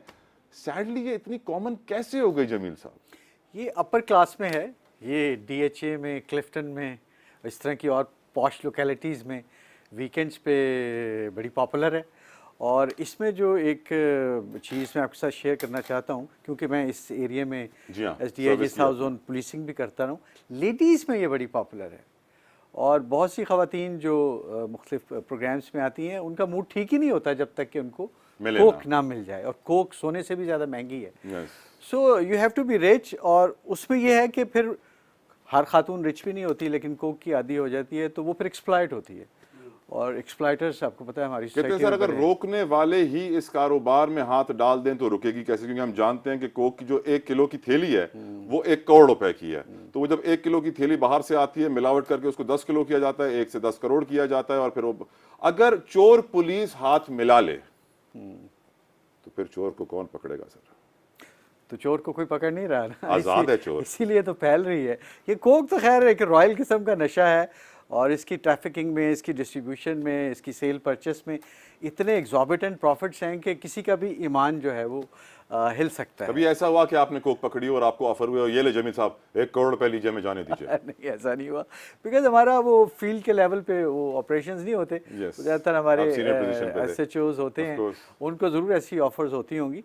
और अगर किसी थाने में पकड़ी जाए ना, वो थाना एकदम से बहुत मशहूर हो जाता है। फोन आती है, यार वो पकड़ी गई है, अंदर थोड़ा नमक डाल के मुझे असली वाली चीज़ दे देना। हाँ, वहाँ फिर लाइनें लग जाती हैं, उसमें अफसरान भी होते हैं या उनके नुमाइंदे होते हैं, और बड़ी बड़ी शख्सियात भी होती हैं। आपको पता है पाकिस्तान में बड़ी बड़ी शख्सियात कोकी का तो नशा करती हैं। Yes, very true. और ये तो अब क्या बताऊं मैं, मजीद तफसील में नहीं जाएं तो अच्छा है, हम सियासी गुफ्तगू नहीं करना चाहते। हाशमी साहब, अब हम ये जानते हैं कि जिस नशे का मैं भी जिक्र कर रहा हूँ, ये एक जिन बन चुका है, सोसाइटी में आम है। और ये नशा बनाया गया था शराब को कॉम्प्लीमेंट करने के लिए, कि जो लोग शराब पीते थे उनके लिए बड़ा अच्छा होता था कि जब वो 1 बोतल पी के गिरने वाले होते थे तो वो थोड़ी सी कोकेन इस्तेमाल करते थे और बोलते थे 1 बोतल और लाओ, मैं पूरी रात जागूंगा, कल भी जागता रहूंगा। 3-3 दिन वो शराब और ये नोश फरमाते रहते हैं, थकते नहीं हैं। अब्यूज़ बहुत होता है, और ये पहले नहीं थी जितनी आज आम है, जितनी पिछले 20-30 सालों में ये आम हुई है। 2000 से पहले मुझे नहीं याद पड़ता, क्योंकि हम भी उस एज में जवान थे और हमें मालूम था कि मेन्यू में क्या क्या अवेलेबल होता था, मुख्तलिफ पार्टीज में क्या क्या अवेलेबल होता था, हम देखते थे सबको करते हुए। सैडली ये हकीकत है हमारी सोसाइटी की, जिसके बारे में हम बात नहीं करते हैं। तो आपकी नज़र में कोक कितना बड़ा प्रॉब्लम है, कोकेन कितना बड़ा प्रॉब्लम है पाकिस्तान सर? जहाँ तक प्रॉब्लम की बात है तो मैं समझता हूँ कि कोक की कंजम्पशन ऑलमोस्ट जो मूड ऑल्टरिंग सब्सटेंसेस हैं उनमें 1% से भी कम है। महंगा इतना है, ऑफ कोर्स वो कम लोग इतना इस्तेमाल महंगा कर है रहे हैं, कि हम सिर्फ रईस इस्तेमाल कर रहा है। रईस भी रईसुल अहरार, रईसुल अहरार, आपने मेरी उर्दू में इजाफा किया, शुक्रिया। तो सिर्फ रईस तो इस्तेमाल कर रहा है, लेकिन डोंट यू थिंक कि क्या होता है, उसको रिप्लेस किया है आइस ने। एग्जैक्टली। और आइस सस्ता नशा है और हर जगह अवेलेबल है, और आइस की 5-6 नाम से आइस आ रही है, और हर कंज्यूमर समझता है ये मुख्तलिफ है सारी की सारी मैथएम्फेटामीन। मैथएम्फेटामीन, बिल्कुल आपने सही कहा और बहुत अच्छी आपने बात की है। अच्छा, मैं अपने व्यूअर्स के लिए यहाँ पे कुछ नॉलेज उनकी बढ़ाना चाहूँगा कि पाकिस्तान में एक केस हुआ था जिसमें एक केमिकल था, एक सब्सटेंस था एफिड्रिन, जो कि गायब हुआ था बहुत बड़ी मिकदार में। कि अगर पाकिस्तान को ज़रूरत 10 ग्राम एफिड्रिन की थी तो हमने उस साल 10,000 ग्राम एफिड्रिन मंगवाया था। 10,000 ग्राम इसलिए मंगवाया था कि हम उसे गायब कर सकें। गायब हो गया, बड़े बड़े नाम पकड़े गए, बड़ा केस हुआ, हेडलाइंस बनी, हम 6 महीने उसको फॉलो करते रहे, रिजल्ट निकला कुछ भी नहीं, एफिड्रिन गायब। और फिर पाकिस्तानी मार्केट्स में क्रिस्टल, आइस, मैथ, जिसको आप केमिकली साइंटिफिकली बोलते हो एम्फेटामिन, ओपनली मिलना शुरू हो गई। अब इस आइस और क्रिस्टल मैथ में अगर एफिड्रिन 0.01% होनी चाहिए थी तो थी 10%। यानी जो एक बार करे उसका काम उतर जाए और फिर वो अपने आप को बचाने ही करे। सर ये जो आइस ने किया है, क्या वो क्रिस्टल से आई मीन कोकेन से ज्यादा खतरनाक है, क्योंकि वो सस्ती है और वो कोकेन में मिक्स करके चली जाती है? नहीं, बात यह है कि ख़तरनाक की जहाँ तक बात है तो ज़्यादा ख़तरनाक तो कोकेन है, ठीक है, क्योंकि इनकी जो आदत या नशे की लत लत पड़ने है, लत एडिक्शन जो की है दोबारा ना, चाहिए। हाँ, वो कोकेन में ज़्यादा है। लेकिन सर आइस के अंदर भी तो कहते हैं कि 3 दिन तक बंदा जागता है, फिर 3 दिन सोता है और उसका मूड इतना खतरनाक हो रहा होता है कि वो किसी को भी काट इस दौड़े। वक्त अगर आप में, जैसा कि हमारे अस्पताल में 200 मरीज आते हैं नशे के, तो 200 में से कम 140 आइस के आते हैं। अब यही सवाल सदाकत साहब से मैं पूछना चाहूंगा। सदाकत साहब, आप बताइए, जो मैं इस वक्त केमिकल सब्सटेंसेस का जिक्र कर रहा हूं, उसमें कोकेन भी आ गया है, उसमें आइस भी आ गया है, एलएसडी भी आ गया है, एक्सटेसी भी आ गया है, ये नशा जो लेबोरेटरीज में तैयार होता है, ये हमारी मेंटल हेल्थ के ऊपर कितना मुतासर हो रहा है? सदाकत अली साहिब। देखिए, तमाम नशे जो है दिमाग के लिए तबाहकारी का बायस बनते हैं, और इसका दारोमदार सिर्फ नशे पे नहीं होता, ये हमारी अपनी जिस्मानी कैफियत पे भी होता है, जिस्मानी हालत पे होता है, और इसका ताल्लुक हमारी जीन से है। कुछ लोगों की जीन्स ऐसी होती हैं कि उन्हें नशा ज़्यादा देर माफक नहीं रहता, और ऐसे लोगों की तादाद जो है 10% होती है शराब और चरस के मामले में, और हेरोइन और कोकेन के मामले में इससे कहीं बढ़ के है। तो नशा सबको बर्बाद नहीं करता, लेकिन नशा करने वालों में से कुछ का कुछ छोड़ता नहीं है। तो ये इसको जब हम तफरीक करते हैं तो सिगरेट को हम कहते हैं सादा सिगरेट, और फिर हम कोकेन को जब कहते हैं बहुत ख़तरनाक नशा, और हेरोइन को कहते हैं बहुत ख़तरनाक नशा, तो कहीं न कहीं हम गुंजाइश पैदा कर रहे होते हैं शराब के लिए और चरस के लिए। और जब हमारे अपने जिस्म में ख़राबी पैदा होती है और वो नशों से निबाह नहीं कर सकता और ज़हरीले मादे बनने लगते हैं, मत मारी जाती है, तो जो तबाही आती है तो वो हमारे अपने अंदरूनी जिस्मानी और नफ्सियाती हालात की वजह से भी आती है। तो कुछ ख़ानदानों में हमें ख़ास तौर पर नज़र आता है कि वो अगर नशा करेंगे तो वो बर्बादी की तरफ तेज़ी से लपकेंगे। और बाकी ये मामला ऐसा है कि ये किसी के लिए भी कारआमद नहीं है, और आसानी से एक अल्टरनेट लाइफ़स्टाइल की तरफ हम जा सकते हैं, और अगर हम उसको शुरू से ही अपना लें, तो हमें नशे की कभी ज़रूरत ही नहीं पड़ेगी। और वह है सोचने की आदत। यानी हमारा जो ज़िंदगी का निज़ाम है वो 80% ऑटो पायलट पे चलता है, आदतों और इल्लतों के सहारे, और 20% सोच विचार के सहारे चलना चाहिए। लेकिन जब ये बैलेंस ख़राब हो जाता है और हम सोचना कम कर देते हैं और ऑटो पायलट पे ज़्यादा चलने लगते हैं, क्योंकि हमारी ज़िंदगी में बहुत सी ऐसी सहूलतें आ गई हैं जो हमें ऑटो पायलट पे बार-बार लेके जाती हैं। सोचना चूँकि एक थका देने वाला काम है और ये मुश्किल काम है, तो इसकी आदत डालनी पड़ती है शुरू से ही।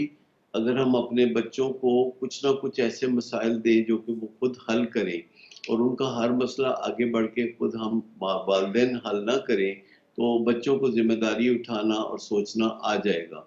तो अगर आप एक सिंगल बॉटम लाइन चाहते हैं जानना, तो अगर इंसान अपने सोचो विचार के दिमाग को एक्टिव रखे, तो नशे की तलब कभी भी नहीं होगी। और अगर इंसान गुस्सा करता रहे, गम करता रहे, हत्ता कि वो खुश रहे, तो सोचने की सलाहियत कम होती है। जब भी हम जज़्बाती कैफ़ियत में फँसे होते हैं, तो सोचना हमारे लिए मुश्किल होता है, और हम खुशी में, गम में और गुस्से में और दीगर ऐसी ज़हनी कैफ़ियत में गलत फ़ैसले करते हैं। और हमें सोचने की आदत डालना होगी, जिसका आसान तरीन तरीका है कि हम मुताले की आदत डालें, क्योंकि जब भी ठीक। हम किताबें पढ़ते हैं और कोई सब्जेक्ट पढ़ते हैं, ख़ास तौर पर जो कॉम्प्लिकेटेड सब्जेक्ट पढ़ते हैं, तो हमारा सोच विचार वाला दिमाग एक्टिव हो जाता है।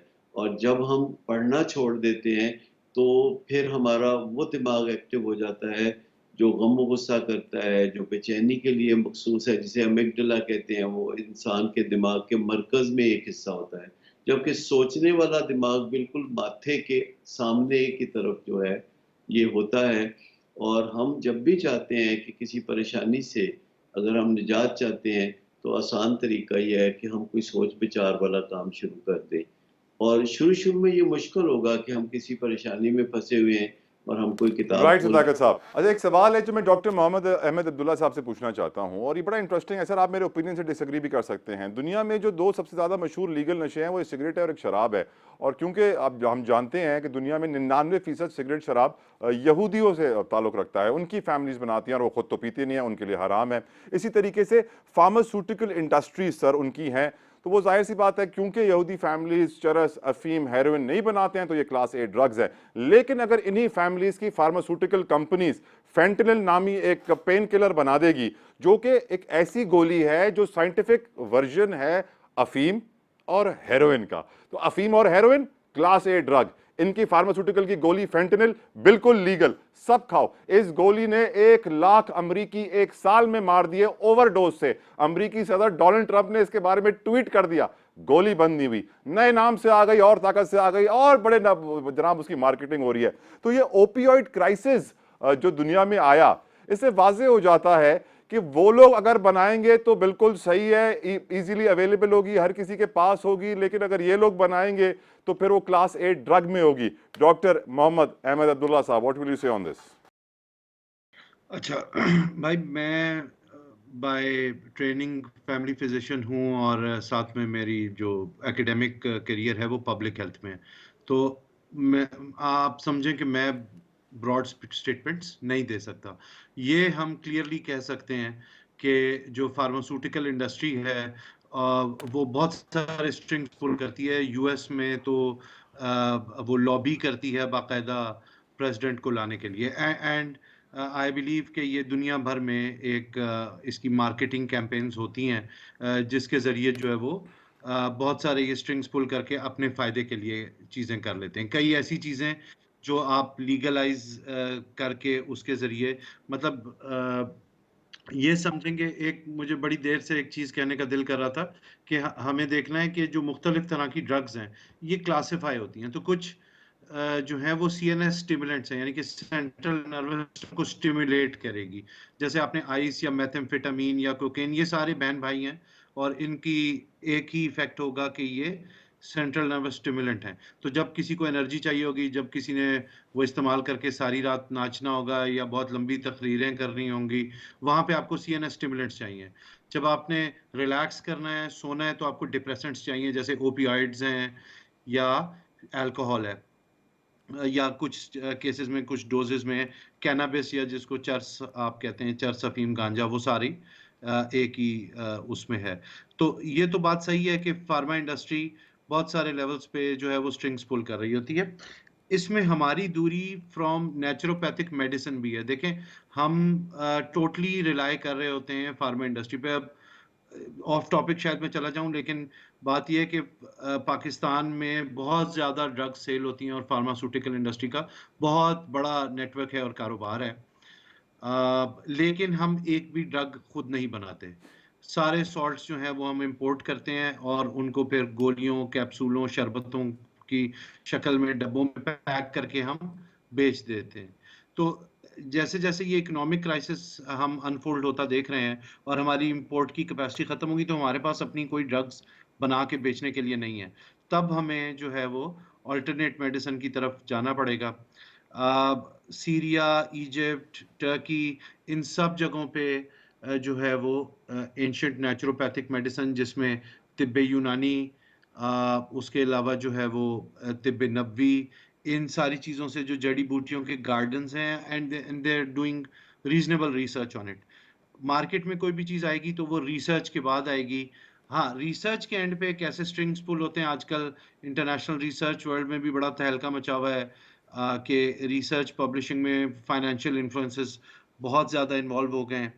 तो आप ठीक कह रहे हैं कि ये फार्मास्यूटिकल इंडस्ट्री स्ट्रिंग्स पुल करती है अपनी मर्जी से। थैंक यू डॉक्टर साहब, थैंक यू। मैं आपका शुक्रिया इसलिए ज़्यादा अदा करूंगा क्योंकि डॉक्टर्स जो है ना वो फार्मास्यूटिकल इंडस्ट्री की जो स्ट्रिंग्स पुल हो रही है ना उसका एतराफ़ बहुत कम करते हैं, डिनाइल में रहते हैं, पर्दा डाल देते हैं, लेकिन आपने सही वर्ड्स यूज़ करते हुए सब कुछ कह दिया। वो कहते हैं ना, you didn't say anything in particular but you said it really well. एक ब्रेक का मुझे कहा जा रहा है, ब्रेक के बाद मैं इस प्रोग्राम का अपना सबसे important segment which I was looking forward to, कि दुनिया भर में जो तरक्की याफ्ता ममालिक हैं वो चर्च के पौधे से अरबों डॉलर कमा रहे हैं, बीमारियों का इलाज कर रहे हैं। हम आज तक वही स्टोन एज पत्थर के दौरे फंसे हुए हैं।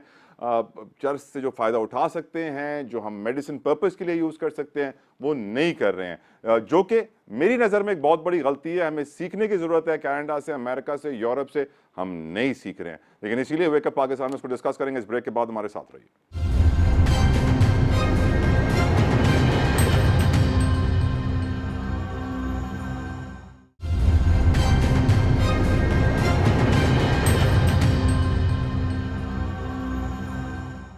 Welcome back to wake up Pakistan. मुझे अब डिस्कस करना था चर्च के प्रॉब्लम को कि पाकिस्तान में चर्च की बहुत बड़ी इंडस्ट्री है, बहुत बड़े पैमाने पे उसकी काश्त होती है और वो सप्लाई भी होती है। कराची के लिए कहा जाता है कि दुनिया का दूसरा सबसे ज़्यादा इस्तेमाल करने वाला शहर है पूरी दुनिया में। तो अंदाज़ा कीजिए, पहला न्यूयॉर्क है, दूसरा कराची है। लेकिन हम इससे फ़ायदा उठा सकते हैं, हम नहीं उठा रहे। लेकिन बिफोर मुझे प्रोड्यूसर साहब ने कह दिया कि नहीं, एक और इंपॉर्टेंट चीज़ है जो आपने डिस्कस करना भूल गए, पहले उसको डिस्कस कीजिए, फिर इस सब्जेक्ट पे आइएगा। वो है मुंह का नशा। जब मैं मुंह का नशा कहता हूं तो मैं जानता हूं कि पाकिस्तान में बहुत बड़ी आबादी है, स्पेशली लोअर तबके से, जो कि गरीब तरीन लोग हैं, जो मुंह में छालियाँ रखते हैं। चलें, छालियाँ तो ठीक है, फिर मुंह में वो मेन पूरी, मावा, गुटखा, ये वो, और जिस तरीके से चीज़ें तैयार होती हैं, जिसके अंदर क्या गंद बला इसमें डला हुआ होता है, मुंह का कैंसर आम हो गया है। लेकिन लोग आगे डर ही नहीं रहे, उनको आदत हो गई है। क्योंकि जाहिर बात है, ऑफिस के अंदर बैठे हैं, मुंह में कुछ रखा हुआ है, मोटरसाइकिल चला रहे हैं, यहाँ पी के मार रहे हैं, वहाँ पी के मार रहे हैं, मुल्क गंदा कर रहे हैं, उसकी कोई परवाह नहीं है। लेकिन क्योंकि ये नशा इतना सस्ता है, इतने आसानी से हर जगह मिलता है, हर पान के खोखे पे मिलता है, और पुलिस वाले कहते हैं जी बड़ा पैसा बनाते हैं इस नशे से। क्या जमील साहब ये सच है?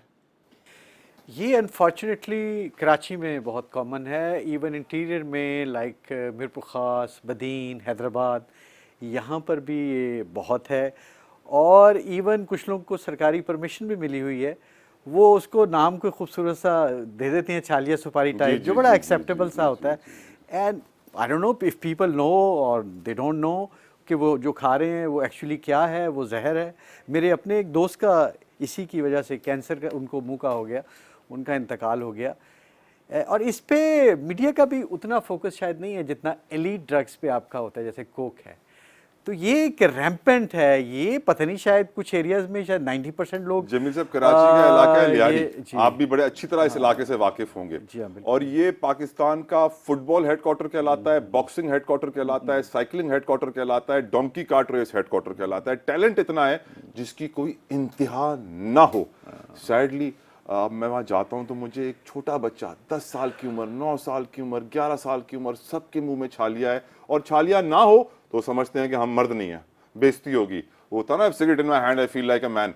तो वही एक इमेज वहाँ पे क्रिएटेड है, जिसकी वजह से सोसाइटी बड़ी तबाह हो रही है। Talent waste. एक्चुअली उन बच्चों का इतना कसूर नहीं है, वो अपने पेरेंट्स को भी यही कुछ करते हुए देखते हैं। Agreed. उनके लिए बिल्कुल नॉर्मल है। जैसे चाय, खैर डॉक्टर साहब तो उसको भी नशा कहते हैं, बट वो तो मैं भी पीता हूँ, आप भी पीते हैं, और एक सोशल ड्रिंक है बेसिकली। तो जिस तरह कहते हैं अंग्रेजों ने पहले हमें सिगरेट दी थी, फिर चाय दे दी। ये फंसे रहे हैं लोग, पहले सिगरेट फंसे रहे, सिगरेट अपनी बना ली, फिर उन्होंने कहा चाय दे दो, चाय तो अपनी नहीं बना सकते। तो ये गरीब आदमियों के लिए चाय, अब तो चाय भी बड़ी महंगी हो गई है, चाय है और सिगरेट है, यू नो, वो इसी में मजा लेते हैं। इवन हमारे जो स्वीपर है, अगर आप गौर करें, उन्होंने मुंह में रखा होता है, इससे उनको किक मिलती है। ऑफिस के अंदर काम भी कर रहे हैं, मुंह में रखा हुआ भी है, किसी को मालूम भी नहीं पड़ेगा, वी आर सेफ। हाँ, वो यूफोरिक फीलिंग्स होती हैं, कुछ हार्मोन्स इधर सिक्रीट होते हैं। डॉक्टर साहब आपको बेहतर, डोपामीन वगैरह ये सिक्रीट होते हैं, you feel good, you get a kick. Yes, वो आप एक्सरसाइज करके, जिम जाके भी कर सकते हैं, वो आप जॉगिंग करके भी कर सकते हैं, ठंडे पानी से नहा कर ही मिल जाता है। डोपामीन सिक्रीट आपके दिमाग में होगा और उसका लॉन्ग टर्म बेनिफिशियल इफेक्ट होगा। लेकिन हमारे गरीबों के पास ना जिम अवेलेबल है आम आदमी के लिए, ना कोई जॉगिंग ट्रैक अवेलेबल है। जवान करे क्या, जाए किधर? लियारी का आपने जिक्र किया, अगर आप कभी अंदर गए हैं, कितनी तारीख गलियां हैं, कमाल जगह, कोई ओपन स्पेस नहीं है, ओपन बड़े बड़े ड्रेन है। फॉर एग्जांपल गबोल पार्क है अगर, तो सर उसमें कितनी रश होती है, कितने रोजाना शाम को फुटबॉल क्लासेस, बॉक्सिंग क्लासेस, ये क्लासेस, कितना उनको शौक है, और हम उन्हें मदद नहीं कर रहे। सर ये जुल्म नहीं है? मेरा ख्याल है सोसाइटी ने जो हैव नॉट्स हैं उनको ऑलमोस्ट एब्डिकेट कर दिया। लेकिन अगर पुलिस वाले चाहें तो ये काम बंद हो सकता है। Police can play an important role, लेकिन इट्स हाशमी साहब ह्यूज पीछे इशू। से सर हिला रहे हैं, पुलिस कुछ नहीं करेगी। इसमें मैं पेरेंट्स का बहुत बड़ा रोल है, थोड़ा पेरेंट्स को नजर, ठीक है। टीचर्स दूसरा, का बहुत बड़ा रोल पेरेंट्स है। तो चले घर तक है ना, घर से बच्चा बाहर निकला तो पुलिस वाले ही पकड़ते हैं और फिर पैसे लेके छोड़ देते हैं। पुलिस हर गली मोहल्ले में लियारी में तो नहीं होती, और फिर उनकी प्रायोरिटीज और होती हैं, मेजर वो क्राइम सर है वो डिफेंस और क्लिफ्टन में ज्यादा होंगे ना, वहाँ पैसे ज्यादा मिल जाते हैं। उसमें पेरेंट्स, टीचर्स और जो एल्डर्स होते हैं जिनकी तरफ बच्चे देखते हैं, उनसे सीखते हैं, उनको फॉलो करते हैं, उनको कॉपी करते हैं। फिर ये जो हमारे इतने बड़े रिलीजियस स्कॉलर्स हैं जो हमें सेक्टेरियनिज्म में उलझाए रखते हैं, वो भी तो इन मौजूआत पे बातें करें, वो भी कोई लेक्चर दें इसके ऊपर, कोई लोगों को अवेयर करें। लोगों में जैसे डॉक्टर सदाकत ने कहा कि कोई इस पे भी तो बात करे कि आपस में प्यार मोहब्बत से बात करें। एग्रेशन सोसाइटी में इतना ज्यादा हो गया है, लड़ना छोड़ो, उलझना आपको वो छोड़ो। मर्द ही नहीं समझते अगर आप उससे प्यार से आप वो कहते हैं ना कि sophisticated ऊपर बात से करें। ऊपर से आओगे ना तो वो खुद ही नीचे से आ जाएगा। हाँ भाई क्या मसला है तुम्हारा, वो बोले कोई मसला नहीं है। हाँ, तो इन चीज़ों को कोई एड्रेस नहीं कर रहा। सोसाइटी में टेंशन्स बहुत बढ़ गई है, एग्रेशन बहुत बढ़ गई है और बुरा हाल हो गया है। अल्लाह हम बचाए। एक दूसरे को नोच रहे हैं लिटरली। सही कह रहे हैं जमील साहब, और अल्लाह हमें हम बचाए। अपने बड़े बड़े जो हमारे लीडर्स हैं, हम देखते हैं वो भी आपस में यही कर रहे होते हैं। अदारों के जो बड़े बड़े लोग हैं वो भी आपस में यही करते होते हैं। जैसे लोग वैसे Turf game हुक्मरान, जैसे चल लोग रही वैसे है। हुक्मरान। हाशमी साहब मैं आपसे पूछूंगा, डॉक्टर हाशमी मुझे बताइए, मुंह का नशा कितना बड़ा मसला है पाकिस्तान में? बहुत ज़्यादा बड़ा मसला है। और एक नशा जिसका आप शायद भूल गए जिक्र करना, और जो मैं समझता हूँ कि मोस्ट कॉमन नशा है पूरे पाकिस्तान में, वो है नस्वार। मुंह के नशों में आ गया सर। लेकिन हमने नाम नहीं लिया था एक कमाल चीज मैं यहाँ पे ऐड करना चाहूंगा डॉक्टर हाशमी, मैंने ऐसे 100 साल के बड़ी उम्र के लोग देखे हैं जी जी, जो जवानी से नस्वार इस्तेमाल कर रहे थे बिल्कुल सही। और उन्हें माउथ अल्सर्स और कैंसर्स नहीं हुए। लेकिन ये जो मेन पूरी, मान पूरी, भेल पूरी, केल पूरी, टेल पूरी, जेएम, पेएम, टीएम, केएम है, ये मुंह के अंदर इनके सबके फोड़े बने हुए हैं, फपोड़े बने हुए हैं, कैंसर्स हैं और लोग खाए जा रहे हैं। असल में ये जो नस्वार होती है रॉ होती है, नेचुरल चीज़ है। हर्बल है, हर तंबाकू है और उसमें चूना वगैरह है। ठीक है ना। तंबाकू तो हमारी नानी दादियाँ पिछले 100 साल से खा रही हैं, ठीक है, और उनको किसी को स्क्वैमस सेल कार्सिनोमा नहीं हुआ था। बिल्कुल सही। जो सिंथेटिक बनते हैं सारे के सारे, गुटके, मावे, इसमें इतने केमिकल्स मिलाते हैं, वो केमिकल जो आपकी मुंह के अंदर की लेयर होती है जिसको हम बक्कल म्यूकोजा कहते हैं, इसको इरोड करती है। इरोड करने के बाद वहाँ से वो एब्जॉर्ब होती है इमेज, तो वहाँ से इरोजन होता है, वहाँ कंजिक्यूटिव इरिटेशन होती है और इरिटेशन रिजल्ट करती है कैंसर में। जहाँ भी कंजिक्यूटिव इरिटेशन होगी कैंसर के चांसेस बढ़ जाएंगे। डॉक्टर जफर इलाही, मुझे आपसे एक चीज पूछनी है कि क्या आप इस तरह सऊदी अरब में काम करते हैं, क्या वहां पर भी मुंह का नशा ऐसा होता है जैसा हमारे यहाँ? वहाँ ये चीज़ इतनी कॉमन नहीं है, लेकिन वहाँ एम्फेटामीन्स का रिसेंटली बड़ा प्रॉब्लम शुरू हो गया है सऊदी अरब आइस में। क्रिस्टल का बहुत प्रॉब्लम शुरू हो क्योंकि गया। वो स्मगल होके आ रही हैं किंगडम के अंदर और उस पर बड़ी सख्ती भी है उधर। यानी दुनिया भर में ये मसले हैं, कंट्रोल करने के चैलेंजेस हैं। जी, बिल्कुल। डॉक्टर मोहम्मद अहमद से पूछता हूँ। अहमद अब्दुल्ला साहब, मुझे आप बताइए, मुंह का नशा आपकी नजर में how dangerous is it? Sir ये स्मोकलेस टोबैको या च्यूइंग टोबैको जो है वो बड़ा कॉमन है पाकिस्तान में। स्टडी के मुताबिक 16% जो आदमी है, और आई बिलीव कि ये एक छोटा एस्टिमेट है, 16% मेन एंड अराउंड 3.5% वेमेन जो हैं वो इन स्मोकलेस टोबैको की एडिक्शन में शामिल हैं। ये मुख्तलिफ तरह के नुकसान पहुंचाता है स्मोकिंग टोबैको की निस्बत, और मुंह के कैंसर्स जिनके फिर आगे देखें जो भी बीमारी होगी उसके जो क्वालिटी ऑफ लाइफ पे इफेक्ट होगा लॉन्ग टर्म, वो बड़ा ज़रूरी है, क्योंकि फिर जितना वो नुकसानदेह होगा, जितना ख़तरनाक होगा, उसका फिर हेल्थ सिस्टम पे भी बैक एंड पे बर्डन ज़्यादा पड़ेगा और फिर हेल्थ सिस्टम रिस्पॉन्ड कर पाएगा, उसे नहीं कर पाएगा, वो फिर एक और डिबेट शुरू हो जाएगी। तो ये बड़ा नुकसानदेह और वेरी कॉमन। राइट डॉक्टर साहब, अभी मुझे ब्रेक का कहा जा रहा है, ब्रेक लेते हैं। ब्रेक के बाद आके डिस्कस करेंगे कि चरस से कौन कौन सी बीमारियों का इलाज हो सकता है। ब्रेक लीजिए।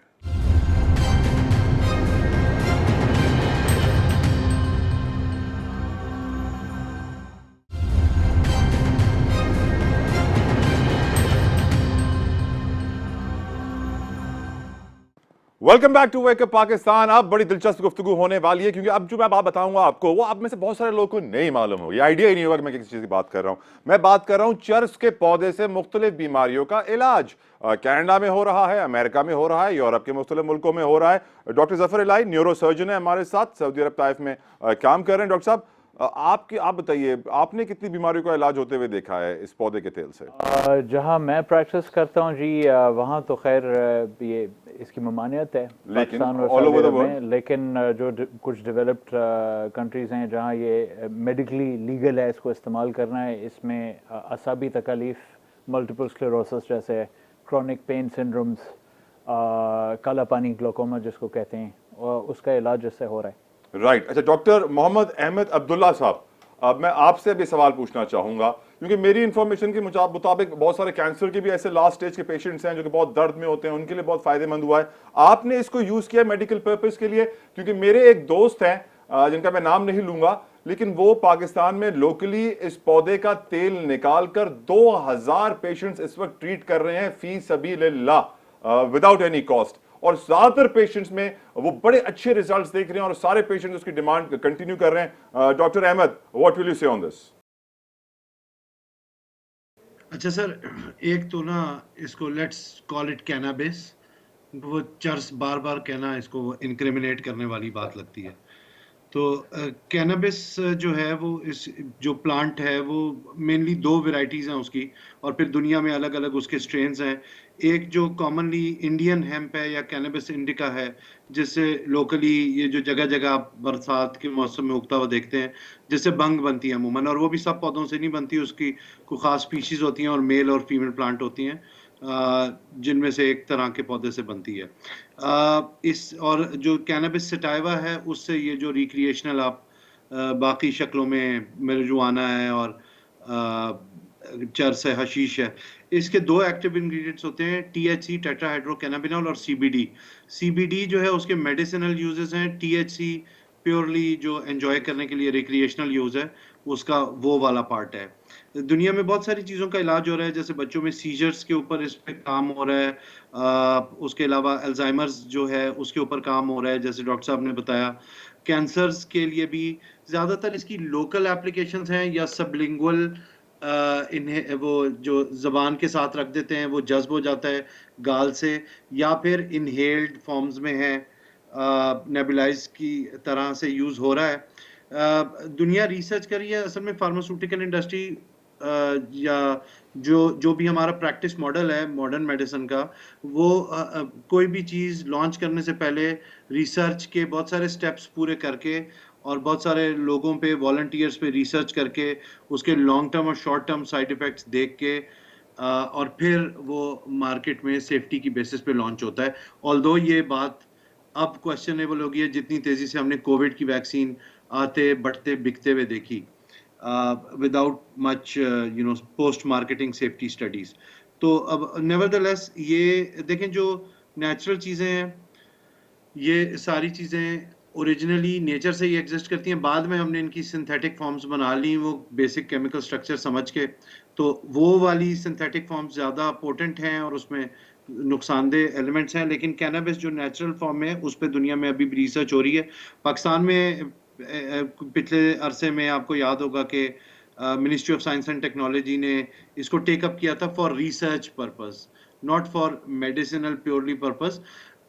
कैनबिस प्लांट से रस्सियां भी बन सकती हैं, पेपर भी बन सकता है, कपड़ा भी बन सकता है, तो वो उसके और भी रिसर्च में इंडस्ट्रियल स्केल पे भी बहुत सारे यूजेस हैं। सर, कैनबिस के प्लांट से जो पेपर बनता है वो आम पेपर से ज्यादा स्ट्रांग होता है। जो इससे ईंट बनती है उसकी एज कम से कम 100 साल होती है। इससे कपड़ा भी बनता है जो बड़ा हिट होता है। इससे जब 70 की दिहाई में पेट्रोल बन गया था तो फिर उन्होंने बोला, ऑयल कंपनीज खड़ी हो गई, उनकी कार्टेल बड़ा स्ट्रांग है, उन्होंने कहा कि इसको क्लास ए ड्रग में शामिल किया जाए ताकि इसका इस्तेमाल कम से कम हो जाए। लेकिन अब 21वीं सदी में दुनिया को मालूम पड़ गया है कि इसका इस्तेमाल इलाज के लिए, मेडिसिन पर्पस के लिए बिल्कुल करना चाहिए। एक पेशेंट मेरे साथ मौजूद है, क्योंकि मैं ये बात इसलिए कर रहा हूं कि पाकिस्तान में ऐसे लोग हैं, अल्लाह के बंदे, जो इस पौधे का तेल निकाल रहे हैं। जिस तरह डॉक्टर अहमद ने बोला कि चरस ना बोलिए, कैनबिस का पौधा बोलिए, तो कैनबिस के पौधे से तेल निकाल रहे हैं, इलाज कर रहे हैं। एक पेशेंट मेरे साथ मौजूद है, सना मेरे साथ इस वक्त है। थैंक यू सना, आप आई हमारे शो पे। It's really an honour and a privilege to have you. Sana, आप 50-year-old एजुकेशनिस्ट हैं, आपको कुछ बहुत सारी बीमारियां हुई थी, फिर डॉक्टर्स ने आपको दवाइयों पे लगा दिया, ओपियोइड्स यानी सीनियर खतरनाक पेन किलर्स पे लगा दिया, तबीयत खराब हुई,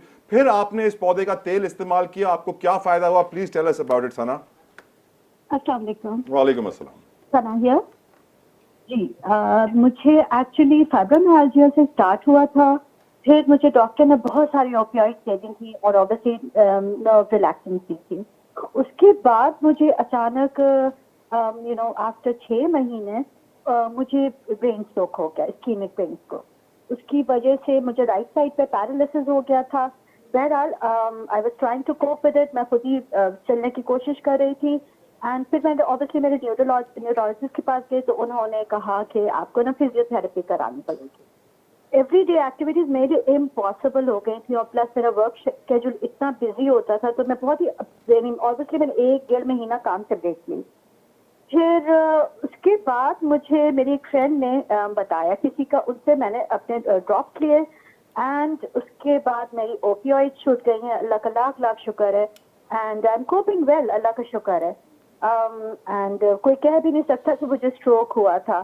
तो मैं उन दवाएं जो ओपियोइड था उसके ऊपर डिपेंडेंट हो जाती, उसकी डिपेंडेंसी बहुत बुरी होती है। आई थिंक ओपियोइड की डिपेंडेंसी, और उन्होंने मुझे डायबन क्या कोई जुलान दी थी डॉक्टर ने, उसी की वजह से मुझे आई थिंक उसकी ऑब्वियसली इन सब चीजों के साइड इफेक्ट्स होते हैं, तो मेरे ब्रेन में इसी वजह से शायद क्लॉट हुआ, उसके वजह से मुझे स्ट्रोक हुआ। So what I तो जब से understand मैं कि ये आपने drop जो use कर रही हूँ, ओपियोइड्स अल्लाह और का शुक्र है, दवाइयां मुझे ले रही थी, स्ट्रोक आया। खतरनाक खतरनाक डॉक्टर ने जो आपको लिक्विड दी थी, उससे आपको ब्रेन स्ट्रोक भी हुआ, पैरालिसिस भी हुआ, और फिर आपने कैनबिस का जो ऑयल इस्तेमाल किया, जो आपको एक शख्स पाकिस्तान में फ्री ऑफ कॉस्ट दे रहे हैं, उससे आपको फायदा हुआ। तो क्या आप ये अपील करेंगी कि मेडिसिन पर्पस के लिए इसको आम किया जाए? डेफिनेटली पेशेंट्स के लिए थे। आई एम श्योर बहुत सारी यूएस में बहुत सारी स्टेट्स हैं जिसके अंदर वो लीगल है, और वही है कि आप दवाओं में अल्कोहल डाल सकते हैं जो हराम है। तो दवा के पर्पस के लिए आई गेस कैनबिस यूज करना कोई गलत चीज नहीं है। वो हम लोगों ने नेचुरल सोर्सेज को एक है ना, हम लोगों ने उसका वो बना दिया issue, we did a big deal out of it. हालांकि सब जगह लोग यूज करते हैं। Right, Sana, thank you so very much for joining us. You're It was welcome. pleasure talking to you. मैं वेलकम कहूंगा अमीन साहब को। अमीन साहब ने हमें ज्वाइन किया है from abroad, if I'm not wrong, he's in Thailand. Entrepreneur भी हैं, philanthropist भी हैं।